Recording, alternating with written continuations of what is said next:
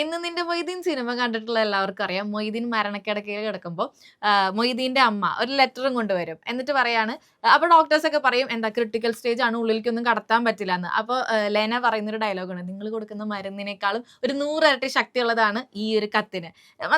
മത്തച്ചൻ എങ്ങനെയാ, ലെറ്റേഴ്സ് ഒക്കെ കിട്ടിയിട്ടുണ്ടോ? ലെറ്റർ കിട്ടിയിട്ടുണ്ട്, ലെറ്റർ എഴുതിയിട്ടുണ്ട്. കൂടുതൽ ലെറ്റർ എഴുതുമായിരുന്നു ചാൻസിന് വേണ്ടി. DD1 അന്നത്തെ കാലത്ത് പോസ്റ്റ് ഓഫീസിൽ പോയിട്ട് ഇത് മേടിച്ചത്. അന്ന് 75 വയസ്സോ 50 വയസ്സേണ്ടേ ഉള്ളൂ.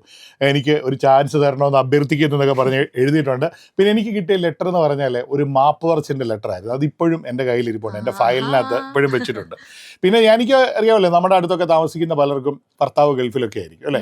പലപ്പോഴും അവരുടെ ഭർത്താവിൻ്റെ എഴുത്ത് വരാൻ താമസിക്കും അവരുടെ മുഖത്തുണ്ട്. എന്തോ പറ്റി ചേട്ടൻ എഴുത്ത് വന്നില്ല, വല്ലാത്ത മനപ്രയാസമാണ്. പക്ഷേ ആ എഴുത്തിനകത്തുള്ള വാക്കുകൾക്ക് ജീവിക്കാൻ പ്രേരിപ്പിക്കുന്ന ഒരുപാട് കാര്യങ്ങളാണ്. നിറം പിടിച്ച ഓർമ്മകൾ, നൊസ്റ്റുകളുണ്ട്. പിന്നെ എല്ലാവർക്കും സംഭവിച്ചേക്കുന്ന പോലെ പ്രണയലേഖനങ്ങൾ കിട്ടിയവർ പലരും പറയത്തില്ല പ്രണയലേഖനം കിട്ടിയിട്ടുണ്ടെന്ന്. കിട്ടിയവരുമുണ്ട്, കൊടുത്തവരുമുണ്ട്. ഇതിപ്പോ കേട്ടിട്ടുള്ളവർക്ക് മിക്കവർക്കും കണക്ട് ആവുന്നു. ഇപ്പൊ ഒരു ലെറ്റർ എന്ന് പറയുമ്പോൾ തന്നെ കണക്ട് ആണ്. നേരെ പ്രണയലേഖനങ്ങളായിരിക്കും.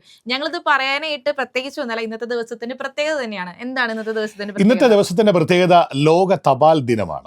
World post day. ഞാൻ പറഞ്ഞ പോലെ സാധാരണ എല്ലാവരും ലവ് ലെറ്റേഴ്സ് ആയിരിക്കും കൂടുതൽ കണക്ട് ചെയ്യാൻ പറ്റുക. ഒരാൾ നമുക്ക് എത്രത്തോളം എഫേർട്ട് എടുക്കുന്നുണ്ട്, അല്ലെങ്കിൽ എഫേർട്ട് മാറ്റേഴ്സ് എന്നാണല്ലോ സാധാരണ പറയാറ്. അപ്പൊ ഇന്നത്തെ ഒരു തപാൽ ദിവസം ഞങ്ങളിത് പറയാൻ കാരണം തന്നെ ഈ നമുക്കറിയാം കത്തെഴുതുന്നതൊക്കെ പണ്ടത്തെ കുറെ ശീലങ്ങളാണ്. പക്ഷെ ഇപ്പോഴും ആ ഒരു ശീലങ്ങൾ നമ്മൾ പുതുക്കി പറയാൻ കാരണം അത് അത്രയ്ക്കും പ്രഷ്യസ് ആണെന്ന് കാണിക്കാനും കൂടെ വേണ്ടിയിട്ടാണ്.